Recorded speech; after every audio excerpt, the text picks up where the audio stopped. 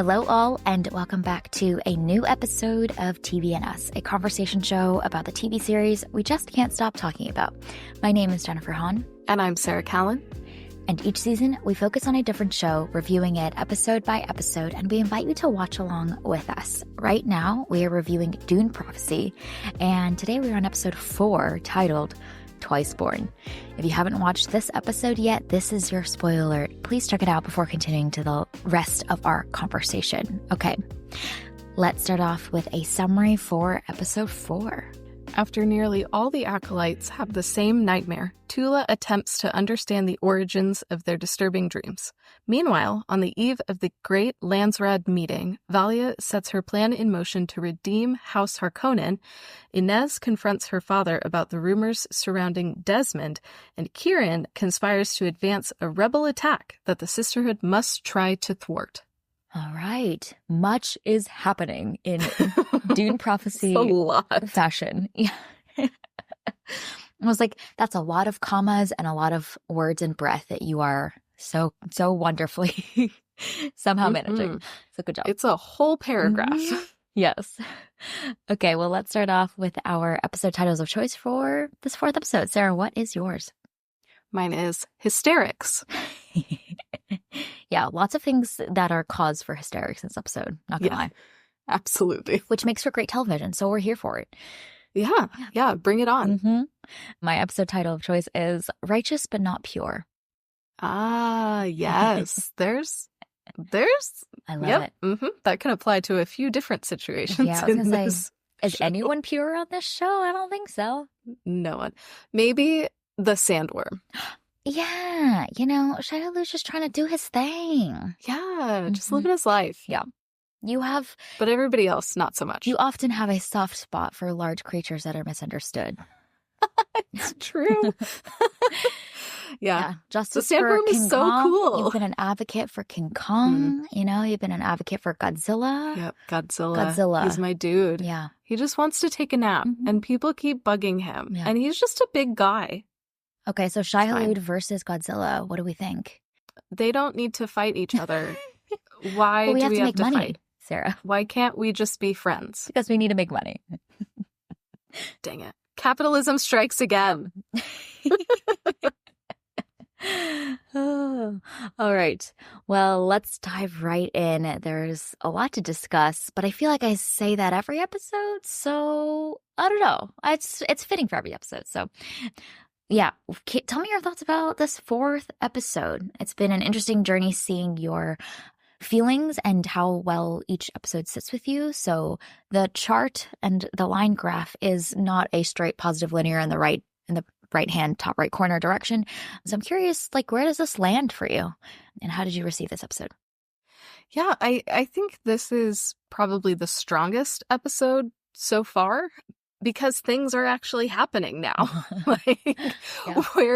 We're not just doing exposition or giving us context. We are actually seeing things happen in this show, and we're seeing these characters do things. We finally made it. And I think it's interesting. For me, the first 3 episodes were okay with a really good cliffhanger. And then this episode, I feel like, was so strong. And then that final scene, I was going, really? Yeah. Come on now.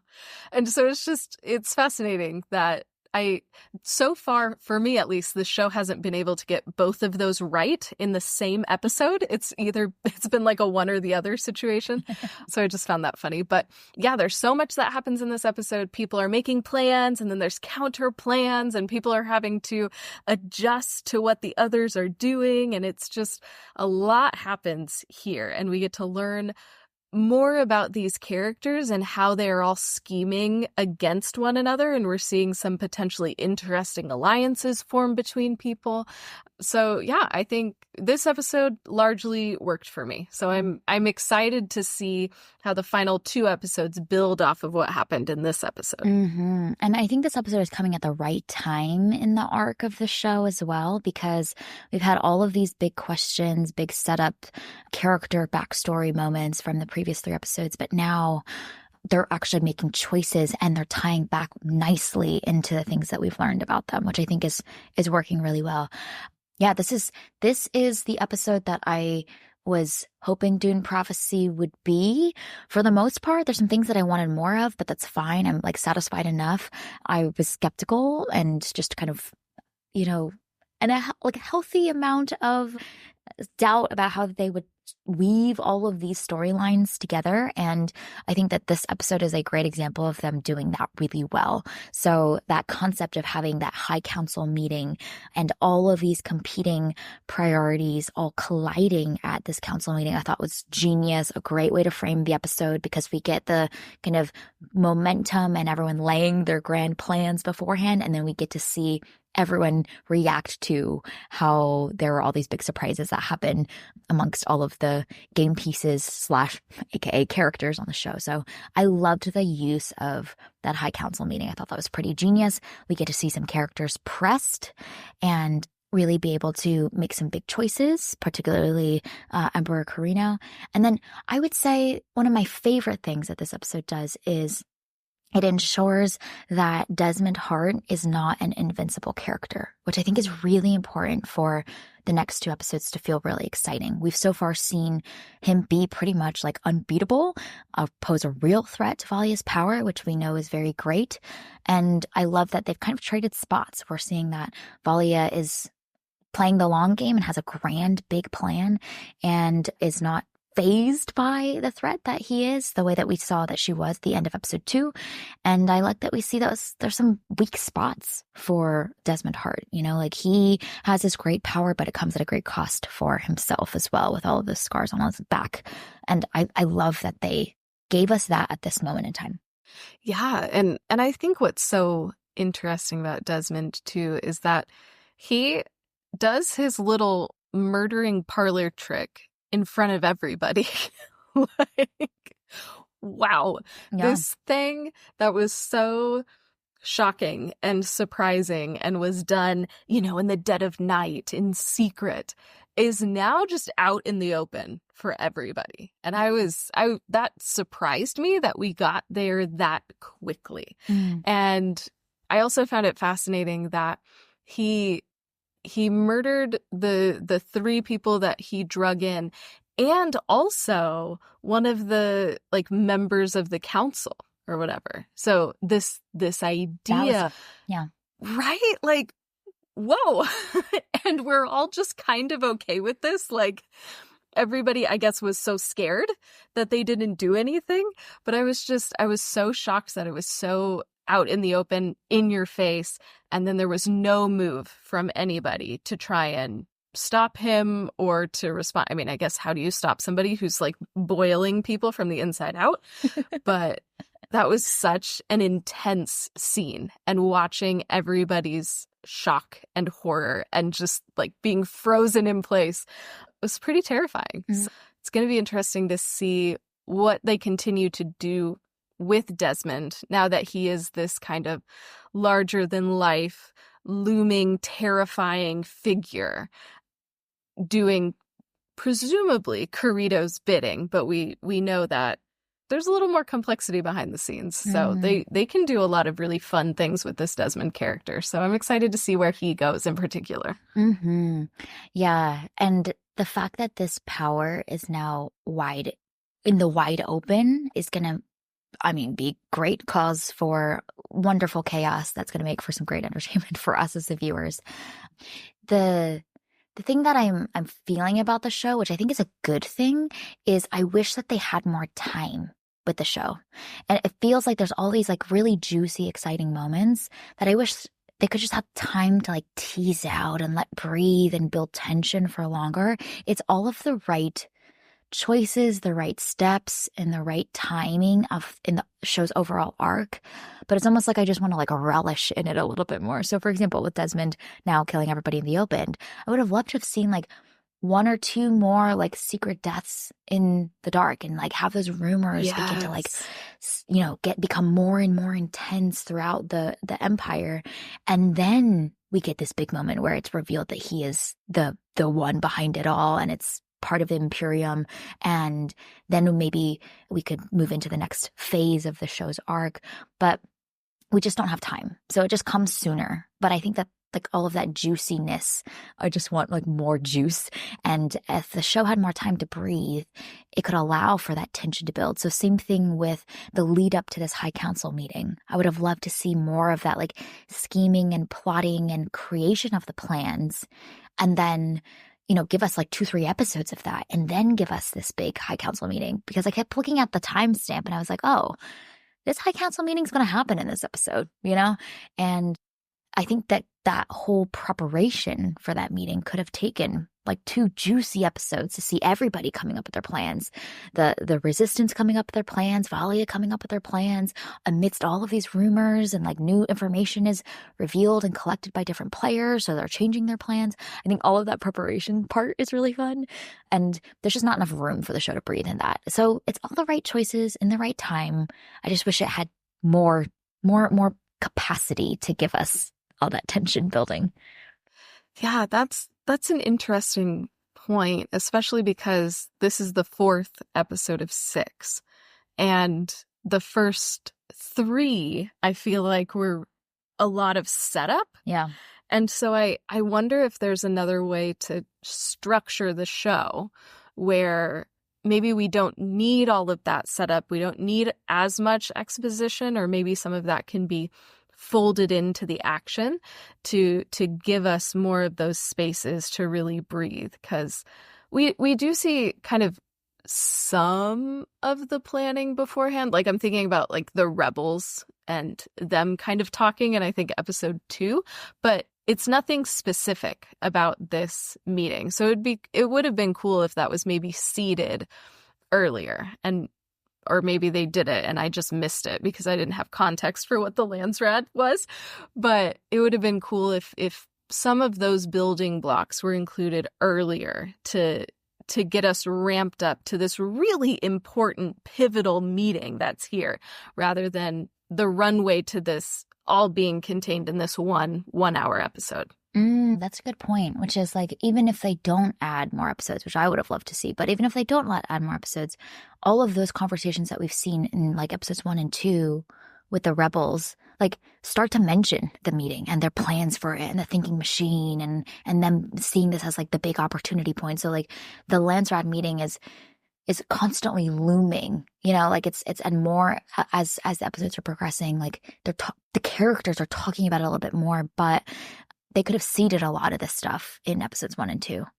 Like based on how each character's preparing for this big meeting, we're learning the same things, just maybe in a different vehicle. I think that could have been interesting. Yeah, it's a good point on the like seeding earlier, maybe.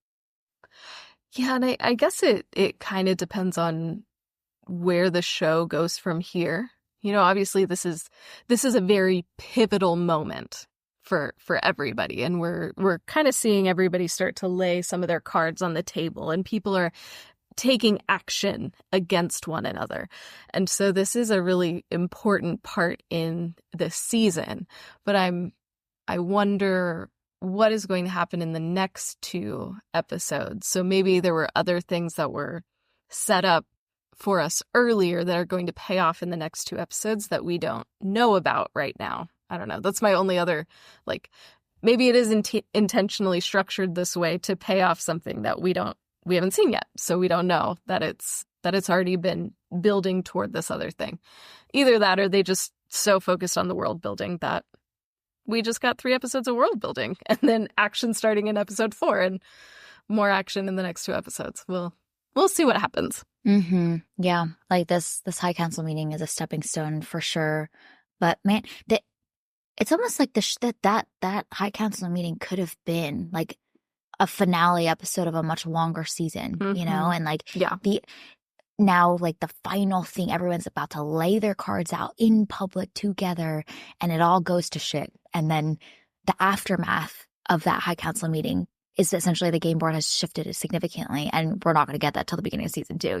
Like I'm thinking about the way the Succession uses, for example, like the final board meeting vote as like this looming thing constantly. Everyone just like changing their plans along the way and alliances. And then ultimately that board meeting is where everything is going to come to a head. And we get to see that the world will never be the same again afterwards, but we've gotten enough time to be like, everyone's talking about it, trying to figure out like what's going to happen at this board meeting, anticipating each other's moves, and nothing goes planned. I think that's really fun. And that could have been a like 8-episode season, and we just get all the plotting along the way. But the show's moving at a much faster pace, so we'll see where they go next. But it's all the right steps, just faster than another version of this. And that's an interesting point, because this is, as far as I know, it is a 6-episode like miniseries that this story isn't going to continue into season 2. As far as I read, there might have been something else that I missed, but I think that's interesting. The season pacing of a miniseries versus the season pacing of a multi-season TV show is just fascinating to think about. And your priorities go to different places because the way that your story is unfolding is a little bit different. Because if there's not a season 2, you have to contain everything, which again is surprising to me that they spent basically 3 episodes of setup. Yeah. You only have 6. Why did we allocate our time and resources here? I'm so curious how this show is going to end, because I'm hoping it'll explain the structure of this show overall, because it's kind of not making sense to me. Yeah. I'm happy to be along for the ride, but I'm also confused. So I'm curious to see where that goes. And there's so much world building in this universe. I'm curious to see if there's going to be other Dune miniseries that could maybe spin off of this, and maybe that's why it focused so heavily on world building, because Very logical. Yeah. there's gonna be, I hope they don't like MCU the Dune universe, but like I want to know the strategic thinking behind why this show is structured this way. We won't know until the end, but I'm so curious. Yeah, it's a really great question, because they're introducing, well, let's talk about it. Theosodia, the end, introducing a whole new power with shapeshifting that really begs the question of like, it's giving Mission Impossible masks, energy into the show. That's just, once again, introducing a whole new concept that the show's going to have only 2 more episodes to like really tease out the like implications of that, what that means, how that's going to be used. I mean, obviously it's a great card for Valia to play, but I'm like, this is pretty late in the game to be like throwing this new wrench into our understanding of the world. And how well can you fully explore in a satisfying way all the after effects of it, versus like, what if we just don't include that and let that be another like big moment in another show? But maybe you're right. They want to include that in there so that it can like set up and tee up the next thing, so they're all interconnected. I just think I was unsatisfied with that reveal, because I think it like is creating bigger stakes and expanding the world. And I just don't think we need it. I think the world's already so interesting and the stakes are already so interesting that we don't need to continue to increase the volume on that, like, and up the ante for it. It's great already. So I'm like, if you're going to increase the stakes, you better deliver on a satisfying ending for it so late in the game. And I think the other part of the ending that I struggled with is, I mean, number one, I mean, I guess maybe in the previous episode she was like, hey, about like my, I don't remember what she said, but like my condition or my secret or whatever she said. And then in this episode she reiterates like, hey, I'm not going to do this thing that you are going to want me to do. And then she just does it. Yep. And I'm like, wait, hold on. Yep. This is a thing that you said that you never wanted to do. Like, that was a condition of you entering the sisterhood, was that you were not going to do this thing. Right. Ever. It is not an option on the table. And then we learn that it's also physically painful. So this is like like a moral stand that she has taken in advocating for herself and drawing this boundary. And it's a painful experience. And then with no explanation as to why she does this, she's just like, yeah, man, I'm going to become your dead brother so that you feel better. Yep. Like, what? Yep. No. I need so much more explanation than that, because you weren't going to do this thing. If it wasn't a big deal, or if it was a minor inconvenience, then it's like, oh, cool, yeah. But she made such a big deal about, I'm not going to do the thing. And then she just does it, and we don't know why. Yep. I just, like, and there's no big, like, I wish that it was related to Valia's plan somehow. And Valia's like, I need you to do this because da-da-da-da-da, and the stakes of the universe, and explanation. And it's this big, important thing. And without her, then the sisterhood is going to fail. And I know that that's dramatic and cheesy, but then it would make sense why she would go against her own morals and, like, demolish her own boundary that she set up for her protection. Just trying to make Valia feel better is not a good enough explanation for me. I don't buy it.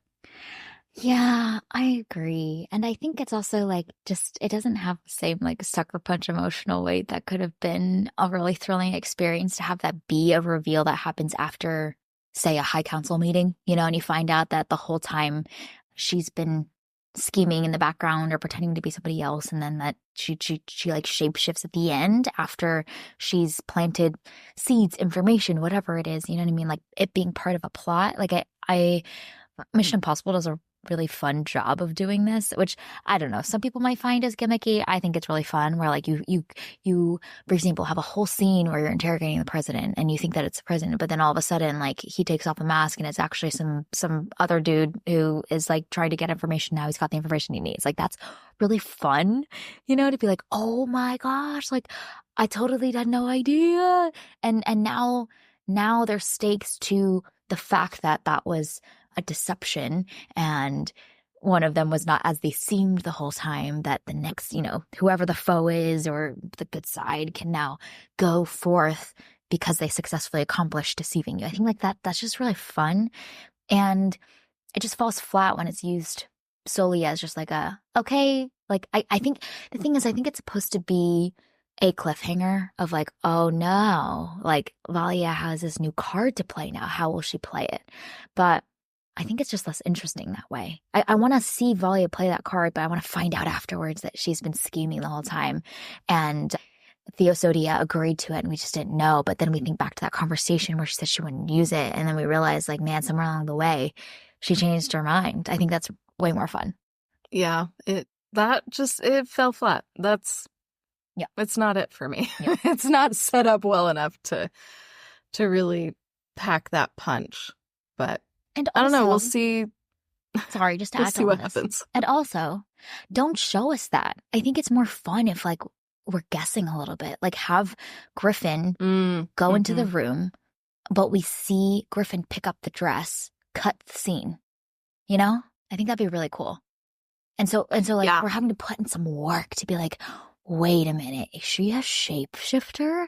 Because that's Griffin. We know Griffin's dead, and also she says she had a power, but that's her dress, and we only know the other person who's with Valia on the Harkonnen planet is Theosodia. So what? You know, I think that's really fun. Yeah, that would have been interesting too. Yeah. Because we've seen other things going on that we don't understand. Also, this like reckoning prophecy thing of like the twice born business. Yeah. And we've seen Tula bring Lila back. So that could be an interesting piece of misdirection if it seems like Griffin might be back again. Yeah. Ooh, yeah. Yeah. Right? That'd be really cool. And then we would find out at the beginning of episode 5, maybe they lead with, okay, no, it's Theosodia has the shape-shifting power, but we maybe find that out after an opening 10-minute sequence where she gathers some vital piece of information, reports it back to Valia, and then shape-shifts or something, you know? Like we thought we were watching a scene with these characters, but then we find out that other characters was on another planet, and so like, who was that? And then, you know, conversation between Valia, we find out Valia has it. There's just fun ways to like play with that idea. Yeah. Mm-hmm. Yeah. Let's just like remove the I'm not gonna do it business. Yeah. Like, Yeah. just if you're not gonna use that piece well, and like we're not gonna spend enough time with Theodosia to actually see her character growth, and or it's not even growth, it's, I don't know, I feel like that's regression. But if we don't see her wrestling with this decision, then just take it out. She just has a cool power. Maybe instead it's like Valia is saying, hey, I know you have this special set of skills. I'm gonna want you to use that, but strategically. So be ready. Yeah. And like, it can be teased up that way instead of this like, I'm not gonna use my powers. Oop, I used my powers. Mm-hmm. Or maybe like the last time she used her powers, it ended up really badly. And so she's like, she's afraid to use it. And I feel like the show did a good job of doing this concept, because I think what they're trying to get at is like Valia's manipulative power is so great that she really has such influence over people, because we've seen that Valia asked Tula to do something that was also feeling impossible for the sake of the sisterhood, with having Lila go through the agony ceremony. And so that was really great. That worked really well. We see Tula struggle with it, but ultimately make the choice to put the sisterhood first. And there's kind of a whole build up for it. And so maybe something similar, not the same reasoning, but that same effectiveness at being able to do something like that to showcase how much Valia is so convincing would be really fun. But there's kind of maybe fear of some kind. Maybe they play into that idea and theme of fear and how the sisters have to deal with that, and that being a big hurdle for them, because they easily don't need to have fear when they have control over everybody around them. But maybe there's these areas with their powers that still cause fear for Theodosia. Would have been really neat to see too. Mm-hmm. These are all really good options. I like a lot of what we've come up with here today. Yes. We've got some great ideas. The thing is, like, the base version is already pretty great. It's just those refinements to like really stick the landing on these ideas. Mm-hmm. Yeah. Because I feel like this episode otherwise was pretty strong. Yeah, very strong. It was just that ending bit that I was like, man, why did we have to end kind of on a down note? Yeah. Yeah. Agreed. Other big things that stood out to you from this episode? Should we talk about what's happening with all of the acolytes and all that business? The charcoal class gone wrong. Yeah, I thought that scene was neat. It reminds me of a comment you made in our previous or episode 2 or episode 3 discussion around Tula and Valia having to come to terms with the limitations of their power. I thought that the charcoal class obviously helps push forward this continued build-up and tension around the reckoning and this doom and gloom omen that's about to come true. But more importantly, we see Tula really afraid and out of control of the situation and not really sure what was happening and being kind of stumped by it. And so it was really great because we've seen Valia be humbled in that way when she encounters Desmond on the episode 2 cliffhanger and realizing there's a power greater than she can control. And I feel like in this episode, we got to see Tula also realize the limitations of the control she can have in all these situations, because typically she is able to guide anyone and everyone through all of her situations, but there's something bigger that's happening, and the Bene Gesserit are not as powerful as they believe themselves to be. And so that charcoal scene really helped accomplish that goal as well. What were your thoughts about it? Yeah, that is a great scene. And I appreciate also the way that it was shot. I feel like that was just so effective.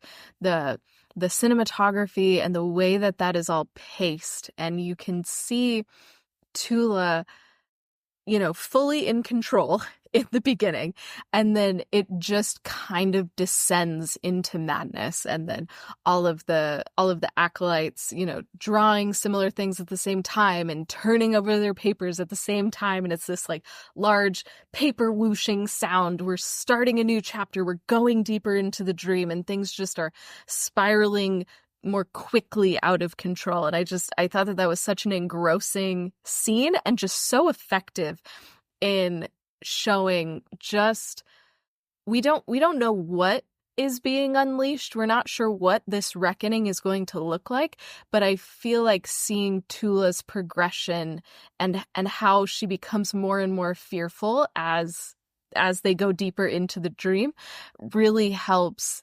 emphasize just how impactful and how terrifying this reckoning that is coming and is presumably imminent. We don't know what it's going to be, but I think that this is a really good setup for whatever scary thing is going to come next. Yeah. And I think what's also interesting about the way that Tula and Valia are reacting to the reckoning and the news of the reckoning is that, especially Tula, she seems to have this paranoia and this fear about essentially their past sins finally coming to light.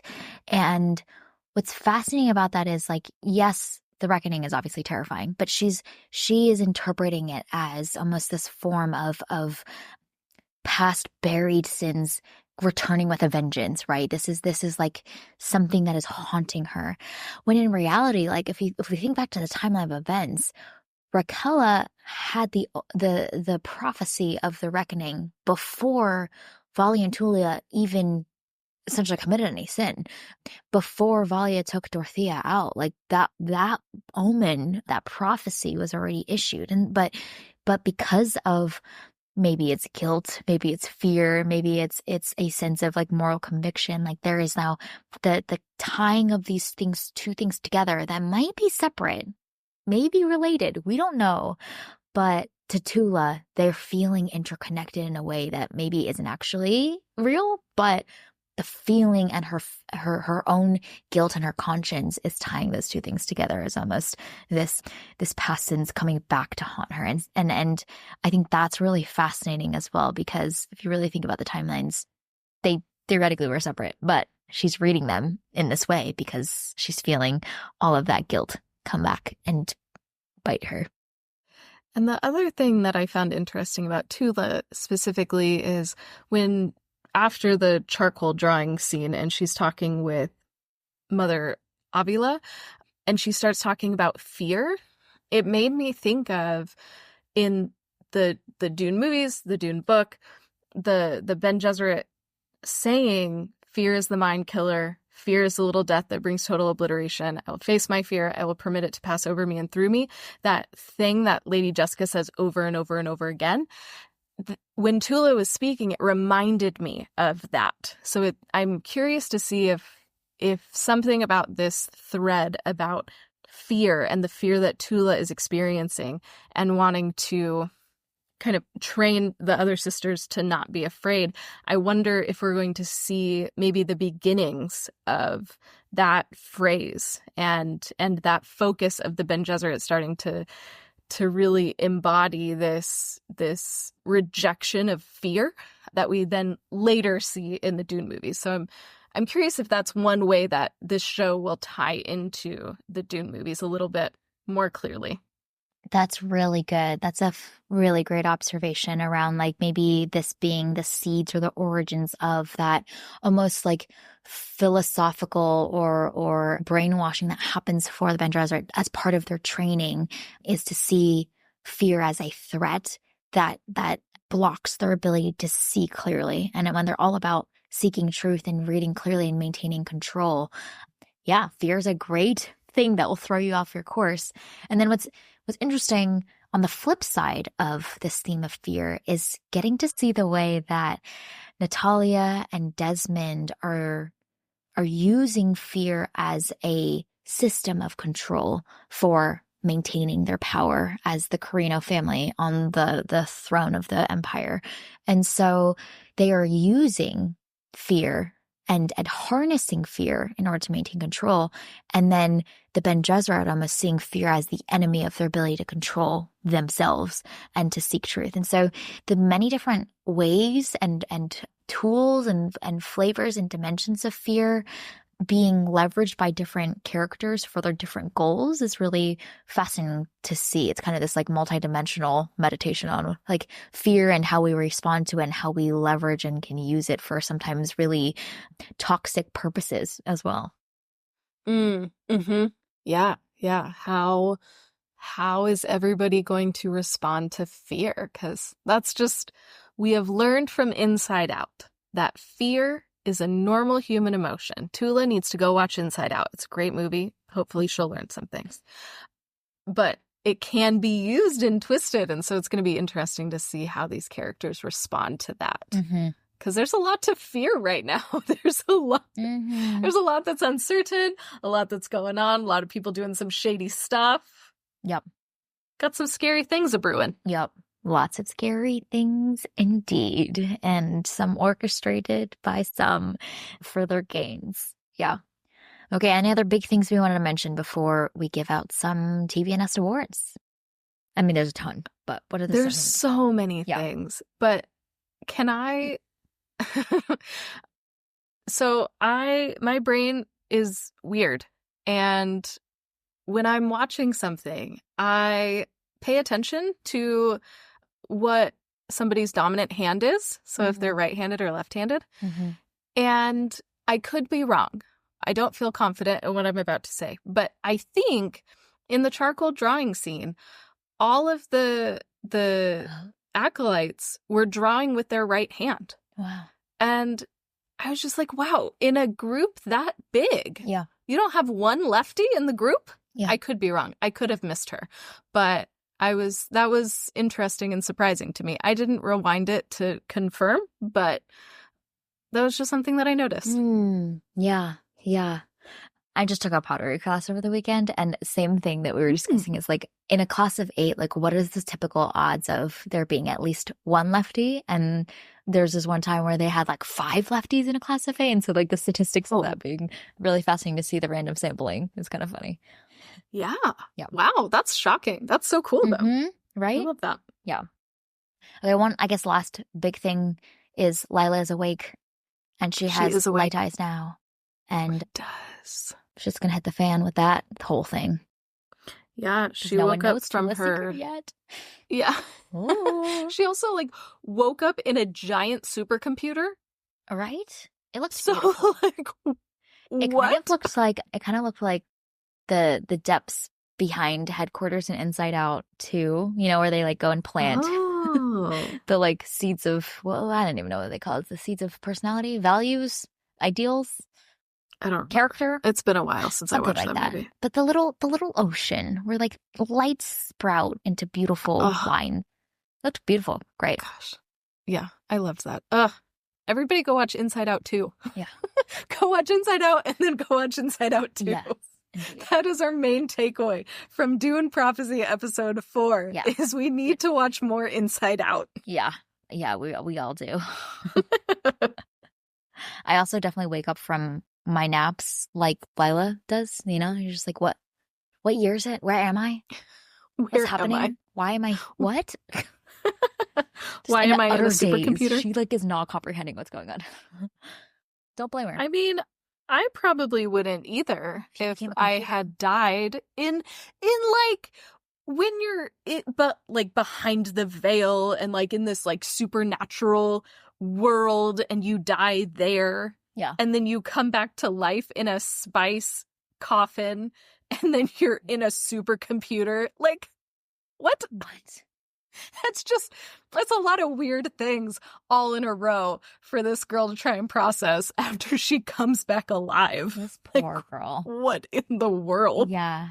I get annoyed every time Tula is like trying to, I don't know. It's just weird. It's bad. It's not going to end well.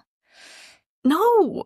I understand. I mean, like, loss and grief is incredibly difficult, but like, it's this weird fixation and like trying to, I don't know. It's so strange. I'm so uncomfortable by it every time.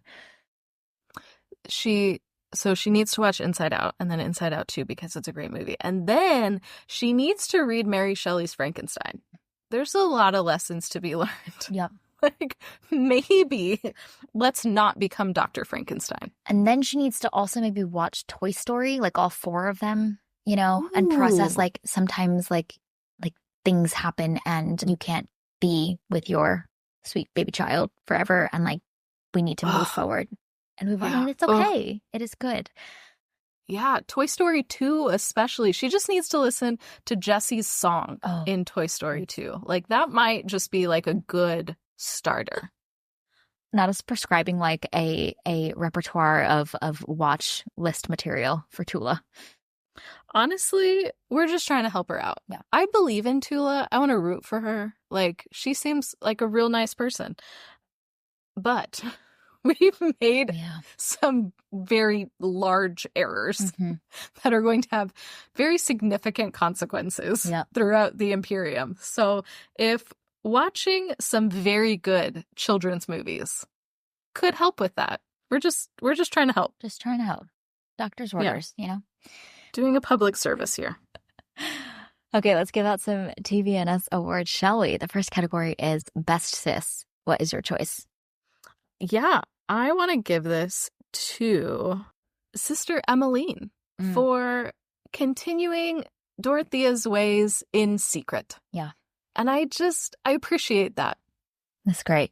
It's great. I hope they keep building that thread, because I think watching the sisterhood have to reconcile all of these differences will be really interesting. Really interesting. Yeah. And she is really, it's cool because like she was not also identified necessarily as a leader by Tula or Valia. She's kind of just overlooked. And so I love that we also as the viewers didn't recognize her as someone that could lead the Ben Gesserit resistance, you know, from within. And so that's really exciting to see.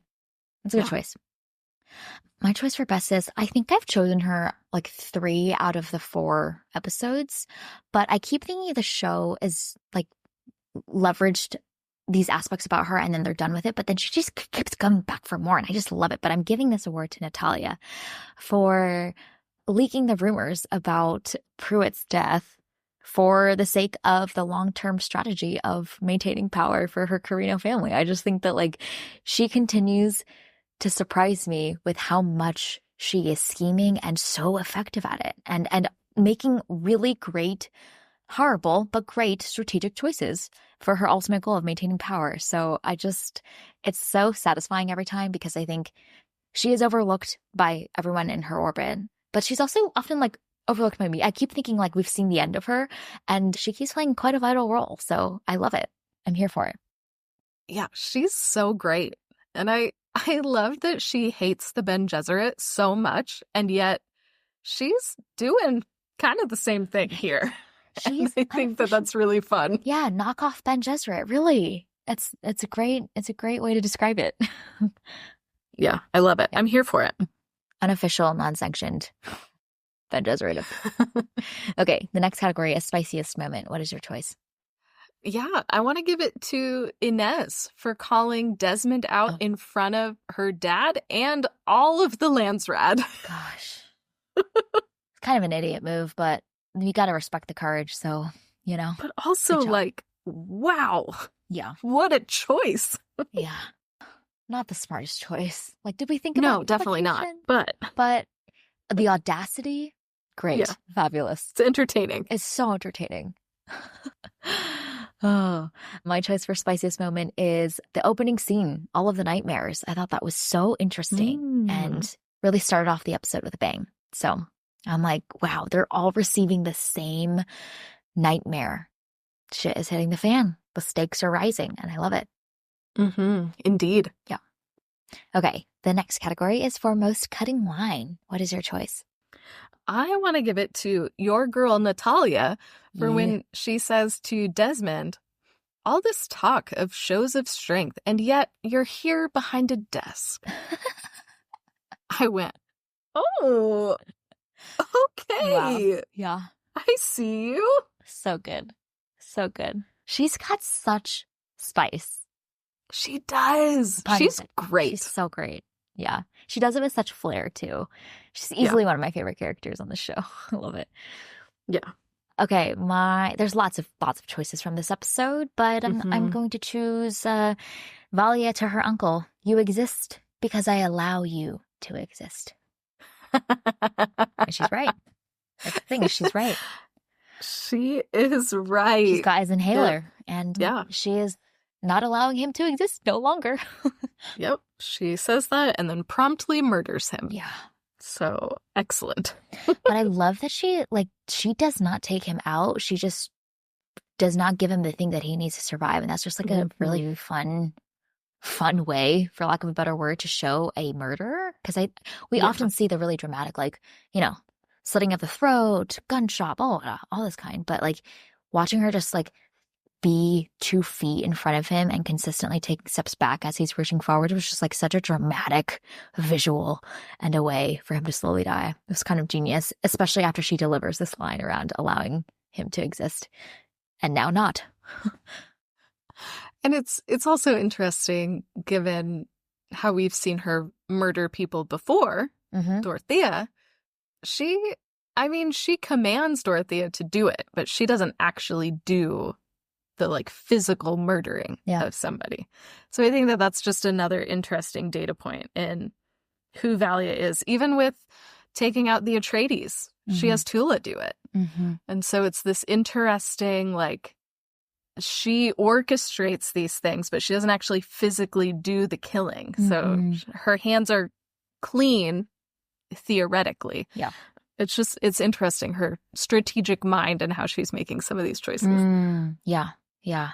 It's great. It's kind of the ultimate form of power, you know, like she's not even, she is the dawn of the Ben Gesserit, really. Like she's not taking anybody out. She's just gonna hire you to go do it. And if you don't, then like you gonna get taken out. So make your choice, you know? Yeah, that's great. Exactly. So good. All right, looking ahead, what are you excited to see in the next 2 episodes? Or questions? Or, yeah, I'm excited that things are moving. Yeah. You know, we see this Desmond Natalia alliance. I'm curious to see kind of where that goes, because they don't like each other, but they're working together. Yeah. And then how is Lila going to be just an absolute agent of chaos in this world? God. And what is she going to bring to this already exciting table? We will find out. We will indeed. I'm excited to see more of Desmond. I think he's just like a very compelling presence on screen, and the like the close-ups of his face, just with this like satisfying smirk as he knows that he's got all of the chips in his hand, is really interesting. But now that we know he's got this Achilles heel, how will that change how he shows up in the world since he's not invincible? The Tula Valia fallout, I think, is like looming and inevitable when Valia finds out that Tula has done some things in secret. It's not going to be good. I think it's also set up really well because we see that Valia was really expressing like kind of these vulnerable thoughts, feelings, and emotion through the voice memo on the device earlier in the episode. So like there's such trust that is soon to be broken and already broken, just not revealed yet for Valia. So I think that's going to be interesting. And then my question is, why didn't Jen get the nightmare?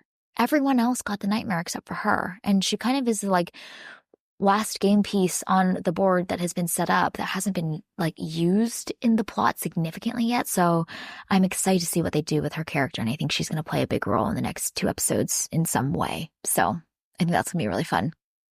And she was the one who was there to witness everything that was happening when they were having their charcoal coloring session. And so I'm just curious to see what she gathered from that, because even the way that Tula and Avila were interacting in that scene, she got to see that while they were drawing. And so I'm curious to see, because she was always kind of like pushing the boundaries anyway.